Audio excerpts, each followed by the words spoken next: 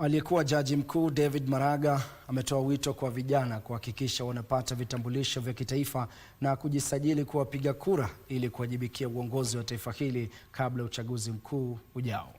Maraga, mwaniaji wa wadhifa wa urais kupitia chama cha United Green Movement UGM, ambaye alikuwa katika kaunti ya Mombasa, aliibua wasiwasi kwa kile alichokitaja kuwa kukithiri kwa visa vya ufisadi na matumizi mabaya ya rasilimali za umma, akionya kuwa kukosa kushughulikiwa kwa changamoto hizo kunaweza kuathiri ustawi wa taifa.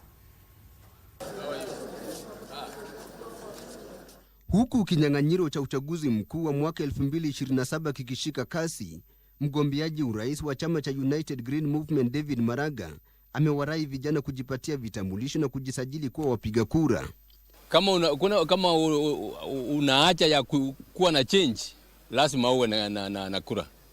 Ndio upige kura kwa wale ambao unaona wataleta ile change ambayo inatakikana.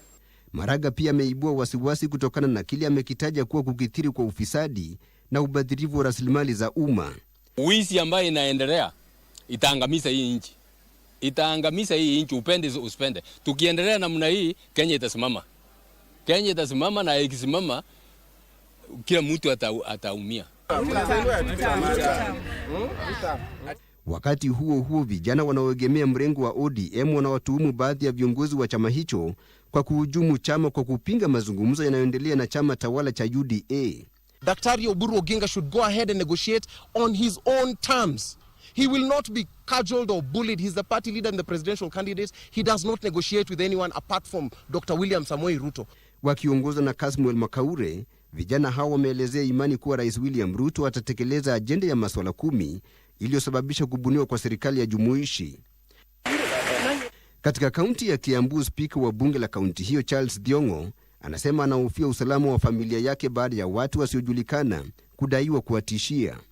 Akiongea katika kituo cha polisi cha Kiambu alipowasilisha malalamishi rasmi, Thiong'o alisema watu wasiojulikana walizuru nyumbani kwake Jumapili na kutoa vitisho.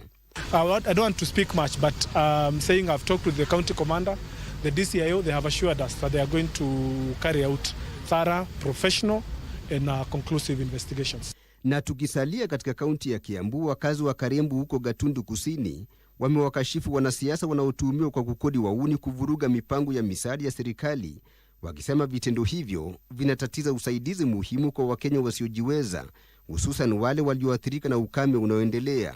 Tunawakemea in the name of Jesus. Kwa hivyo tunaomba serikali watusamee sisi wakaaji wa Todo South, juu sio sisi tulimwaga hiyo chakula, juu tuko na. Tilio Marco, Darubini.